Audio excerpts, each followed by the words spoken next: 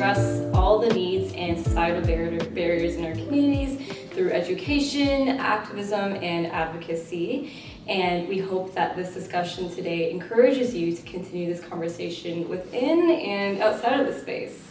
Now, change is an act, right? It's a guide not only to make our lives better for ourselves, but for those in our community and even the world.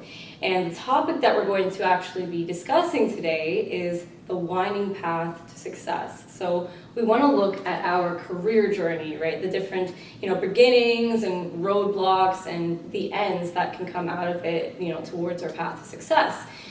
Because the thing is, there are so many different aspects towards our career path that we tend to indulge into and fear over and just get really scared about. Because the thing is, in high school, we're told to set a certain path in front of us of the different things we have to do to end up in a certain career.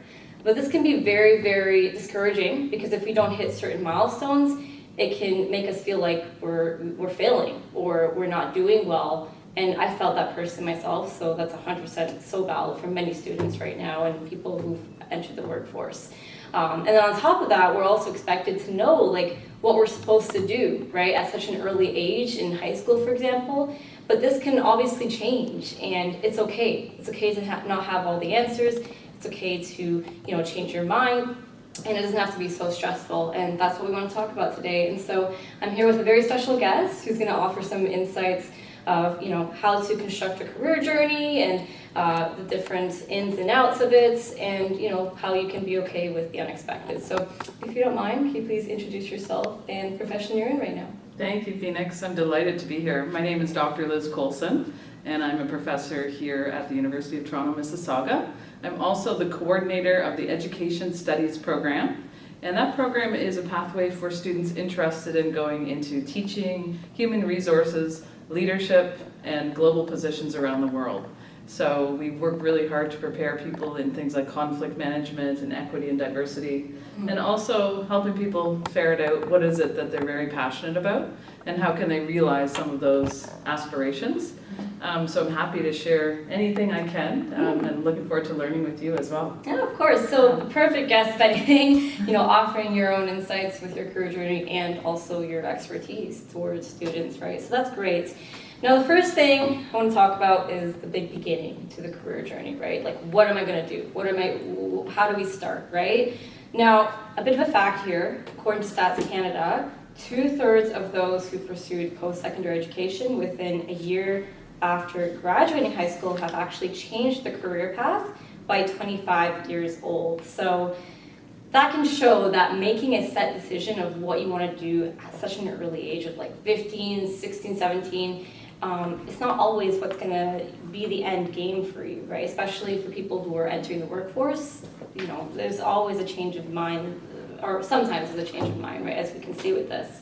Now, my first question for you personally, what profession did you initially, want to go into, maybe around that early age, and how does it compare to what you're doing now?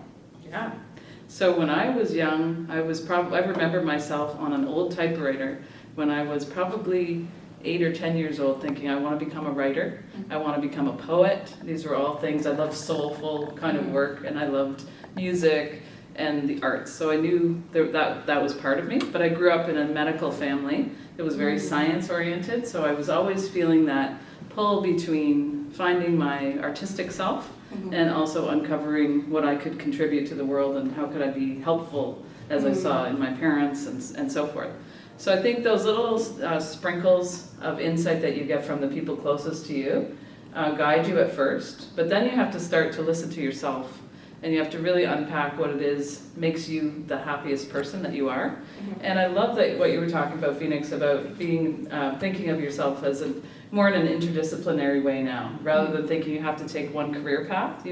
Gen Z is so fortunate that you can hop around to different occupations, but take those skills to each of those settings and bring them with you, and that's so exciting. I mean, what a great career if you can plot your way in many different avenues. Yeah. That ended up happening to me because I also have an entrepreneurial part of myself, and I ended up getting involved in a business very early on. I was teaching high school, And I decided I didn't want to be teaching high school for my entire career. I loved working with younger kids, but I decided I wanted to do something else. So I continued on, went and got my master's, my PhD, and then I got into business for 10 years actually. So I had a business working in the music industry, and that connected me back to that 10-year-old self, the musician in me. And I really enjoyed that. And then I've jumped into becoming a professor. I worked at OISE for 10 years. And yeah, I've been all over the map. And I continue with my students. I teach design thinking as well to tap into that entrepreneurial side of myself as well. That's the beauty of working in education. There's so much to offer. And that's incredible that you clearly didn't just have one set thing that you did. You've been in the music industry, and now you're within education. So that goes to show that we don't have to do one thing. We can do multiple things throughout our entire career. It can be so diverse in that way. So that's really cool. And I mean, now you're working in education. What is it that had inspired you to now do that at this point in your life? Yeah, I mean, the main reason I show up every day is because of the amazing students at this particular school. And honestly, you walk into a class and the bright lights that are in that room are what bring, every night I come home and I go, that was amazing today because of the people I interacted with. There's lots of pressure on leaders in a post-secondary setting, and thank goodness for the students because we know why we're here for sure. So that kept driving me back, is the willingness and want to contribute. But the way that I contribute here is I really think on the global mindset. So we take trips. For example, we took a group of students to India and we were studying Ayurvedic medicine. I've had teachers from Punjab, 50 teachers from Punjab came here, and we shared experiences for 4 weeks with other teachers. And the work that I'm doing right now is very exciting with, we're actually bringing 20-year-olds and elders together to address loneliness. So the research part of myself is proliferating into this service component. How do I help our community? We also have a newcomer program for Syrian refugees and newcomers, and we're using VR and AI to train them in English and culture. Wow. So exciting, that's the thing. It's the palette is yours when you're in education, which is fun. Yeah, and I mean, around in high school for you probably couldn't have imagined that you would be doing something like this, right? Your vision from when you're younger, so many unexpected things happen. So, I mean, where you're at right now, what you've done, I mean, some of it is from what you wanted to do when you were little, but now it's some of that and plus new things that you've been introduced to, working with students here and with Syrian refugees coming into programs like that. That's really amazing, and it just shows that things always pop up, and you don't have to have a set path. It can be so diverse and really I think the most exciting adventures I've been on in my career have come to me in an email that I didn't expect. Yeah. So someone saying to me, hey, do you want to be in a podcast? Yeah. Or whatever it is. And I didn't really push for it, but somehow the universe opened up to me in some way. Yeah. So don't be afraid to wait for those special moments, and when they come, just grab them, because they're there in your inbox for a reason. Someone wrote to you for a reason. Also, I think when professors give you contacts and say, contact this student of mine who's in whatever it is, what field you're interested in, make sure you do that follow-up, because that professor's telling you that for a reason, and there's some opening that's going to happen for you if you follow through. Yeah. And to add to that, always take out new opportunities. Don't be afraid to go into different opportunities because you think, oh, maybe they won't choose me, or maybe I'm not the right fit, because that one application you may do for different internships or job offers or job opportunities, applications, it can come back in an email unexpectedly, right? So really it's kind of like too, Phoenix, you get a sense that you're betraying yourself sometimes in a certain position. Yeah. And you might say, I can't betray myself for too long in this position, I have to move over. So you have to really listen to that part of yourself that says, this does not fit with my values. You've got to find a place that fits with your values. Yeah. But it's different than stretching yourself. So when I was teaching accounting at downtown at OISE, I hadn't taught accounting in forever, and I felt uncomfortable, and I wasn't going to take the role, but I just said, I'm going to take it because it'll get me started at U of T. And I took one course teaching accounting. I had to remember everything, go back to all my books and study hard, but it's so worth it, because then it led to a bunch of other opportunities. Yeah, so coming out of that shell to go into different experiences, it can always build us for the next big thing. That's right. Say yes. Yeah, say yes, exactly. Yeah, definitely. Well, I mean, that kind of can mold us into the next aspect of a career journey, which is, you know, the roadblocks, right? As a student myself, I can say that we all have faced different challenges in getting where we want to go, or, you know, challenges in where we feel like we're failing, or where we feel like we're not going where we need to go, or, you know, there's all sorts of things like that. And sometimes these roadblocks can be a good thing, but not necessarily can we feel that way in the moment, right? So I mean, for you, in your own personal like career journey, or maybe with education for you, you know, did you face any obstacles in particular that kind of you've bounced back from and kind of have shaped you to where you are now? So many literal roadblocks trying to drive to Toronto in the traffic. Yeah, oh my God. But I think one of the early roadblocks for me was leaving high school, because I was in a very secure position, and everyone said to me, you can't leave the security of a high school position because there is a union backing you up. And I just said to myself, I'm an adventurer, I'm an explorer, I have to do this. And someone tapped on my shoulder and said, there's a research project at Western, can you join it? You can do your PhD on this topic. And just one day it just came over me, yes I am. So I had to drive to London 3 days a week with 2 kids under 5. I had one in a rocking next to me while I'm trying to type up all this content. Wow. And there were lots of tears, and I remember actually taking an envelope to drop off to say I was quitting my PhD one day because I was so tired. And then I just held it back and went, no, I'm going to keep this piece of paper and remember that I didn't give up on this. And I had stacks of reading next to my bed, and I was just like, what am I doing? But I don't know, I don't want to be thin-skinned in life ever. I want to fight back when something tries to get me. So I actually build almost a power within myself when someone tries to push me off of something. And I'm just like, no, it's gonna happen. And it's like when you face these obstacles, if you can, you know, push through them, they make you stronger. And so you can face the next thing and the next thing, and then you're a stronger individual at the end of the day. And I mean, when things try to push you back and stop you, you know, I guess you have that sense in you as well. Sometimes I feel like, you know, I want to show that I can do this. I actually want to, you know, prove the standard wrong. And I think that's really good that you, and if you hadn't done that, you probably wouldn't be here today speaking with me. I probably would have never gone to India if I hadn't said yes to the Punjabi teachers coming over.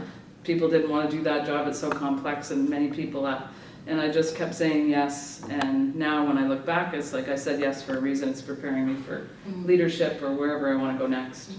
That's amazing. So yes, take all those opportunities and push through, because you can end up like Professor here. Yeah, and it's not about me. It's about how can I contribute, and that's how I get up in the day. Like if I'm having a rough day, I'll think, how can I help one student today feel like they are of worth in this world? And so that day I'll just focus on one person and try to care for them. And then I'll come home knowing I contributed today. So that's all you need. It's like one of my close friends said to me, whenever you feel down, give. And it's just a great message. Like give, and then when you give, you'll be okay.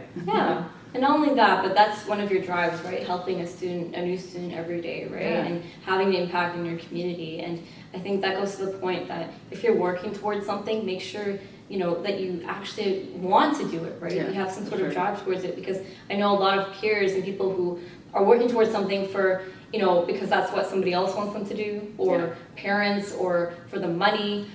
You want to have a drive, you know, that is deep within your core, or something that you're passionate about, because that will actually allow you to do a lot better, right? When you have something inspiring. Money will come when you're in that right sweet spot. Exactly. But I also think you should be very strategic about money, being an accounting teacher. But always looking ahead. One of my regrets is not thinking ahead from the time I quit high school. You can buy into pensions. Make sure you understand what you're giving up when you stair step to other jobs, and try to find your way in terms of holding on to all your pensions throughout whatever jobs you change to, and make sure you do those negotiations really well. Okay, I'll take that, and I saw this advice for me too. Yeah, for sure. Well, really cool. And I mean, sometimes when we make certain decisions in life, you know, even though I'm young myself, I'll look back and think, you know, what if I had done this instead? What if I had, because I myself had changed career paths before going into university. Sometimes I think like, what if I had chosen the other route, which was like engineering for me? Oh, So sometimes it's like, you know, thinking of maybe when we come to our lows, like if we have regrets or if we wish that we made certain different decisions. So I mean, for you, do you maybe have any regrets about certain decisions you've made, or maybe not? Yeah, I think one regret that I have is I had the opportunity to buy a house when I was 25 or 6, and I didn't understand at that time, like I'll just go back to the financial for a minute here because it's important too, but I didn't understand that if I went to a bank and told them that I was moving forward in my career and that there was potential for me to make money, that they would loan me money to keep that house as I moved to another house to expand with my family. Oh. And so when I look back on my financial decisions, I always want to tell young people, if there's an opportunity for you to ever buy a house in this crazy market we're in, I hope there is for all of you, that you always think about how can you leverage what you've already built and not give it up. So same thing with the pension and all of that. So just being really strategic, and don't be afraid to ask for what you want. Yeah, I think that's especially important nowadays because within Ontario, we're suffering through a really big housing crisis. Exactly. So on top of worrying about our careers, a lot of us have to worry about where we're going to even own a home or where we're going to end up. Maybe if we have to move, like that's a really big issue right now. So it's important that students think about their situation going forward, that, you know, with where they're living and, you know, with pensions and all these things going ahead, not just in our careers, but, you know, our living circumstances in the future. So I know some people are doing it so creatively too, like getting into tiny homes. Yeah. They're buying houses together, like 5 people. I know students that are 5 of them are buying a house that decided to take the risk of getting along. And when I was in business, I know like we always talked about make sure you're making money while you sleep, so that it's not your labor always exchanged for money, that you have alternate sources of income, so that you yourself are not exhausted by all the contracts you have. And that's kind of a little bit of a regret for me when my kids were really young. I had so many contracts outside of the university, like I had my own consulting business basically, and just too much on one person. And I needed to build a stronger team to keep that going. So like, don't flame out because you get so much on your plate. Yeah, like honestly, and the other big thing is if it's a lot on your plate, maybe think about where you've got to loosen up a bit so that you can put more, you know, emphasis and more of your hard work into, you know, what you can handle. And if it's maybe if you want to try it to make yourself do better and stronger, then do that. But know your limit, play within it, and you know, that's how we're gonna, you know, do better and build ourselves. So and really know what your workplace wants, like what are their priorities, and make sure that you know those priorities and work toward them, so that you're not over here doing all these other exercises and activities. And they go, thank you for doing that. However, all we care about is this. So be really aware of that. And if it doesn't match your values, get out of there. But if it does match your values, really be like careful. I'm only going to focus on the things that are valued because I don't want to be working 24 hours a day. Exactly. Well, you know, I do want to end off with a big aspects of this, and I think that you've given a lot of this throughout this entire podcast episode, but, you know, just some lasting advice, right? What would you say to a student watching this, right? What would your last kind of, you know, advice be to them, you know, in general, for them to take away from this? Yeah, I would say that you don't have to be something to be important, and just know that, like, if you don't pass a course or you don't jump through a hoop that you think you should have jumped through, that you have value in this world. It doesn't matter what your credentials say, that you innately have value. And I hope that you can always see that. I sometimes picture myself as a little girl and I hold myself in my arms, like just as I was little. And that reminds me that I'm a soulful human being, that all these other accoutrements don't matter. And they really don't. Like PhD, all of that, it's great that you've gone through those little steps, but what matters is your humanity and how you treat others and the quality that you give back to your families and the love you share with others.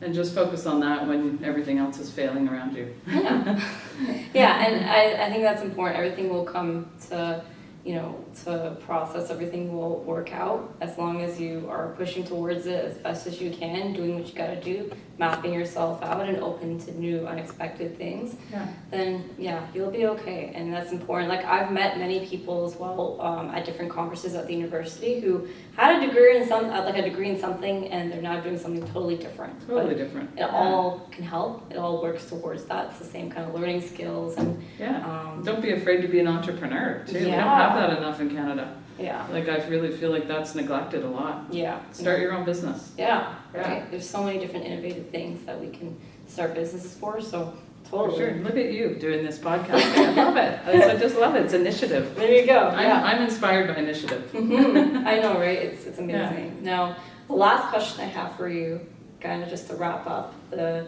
whole point of the discussion, do you think that there is one path for your career? I always admire people that get really good at something. Mm-hmm. So if it's something you love, and like I think of my younger son who loves building with his hands, like he does all kinds of welding and those kinds of things as an engineer. And he started that back when he was 5 years old. He was watching YouTubes and just so focused on that for his whole life. Mm-hmm. And I can see how it's grown into fruition as he's in his 20s now. Right. And so there's a real joy in being good at something. Mm-hmm. So don't be afraid to get good at something Mhm. and say, I'm going to get good at this, the piano, whatever it is. And relentlessly go after being good at something. So Mhm. that pathway, like if you can feel that pathway and you know it's yours, it feels right, then definitely pursue it with vigor.